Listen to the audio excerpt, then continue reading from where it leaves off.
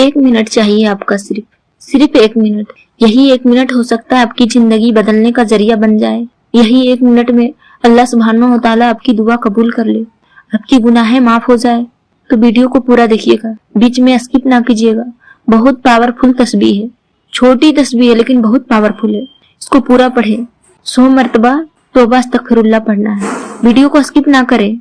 यही 1 मिनट में अल्लाह सुब्हानहू व तआला आपकी दुआ कबूल कर ले। अगर आपके पास ये स्क्रीन पे आ रहा है तो पूरा पढ़े, तस्बीह को बीच में छोड़कर ना जाए।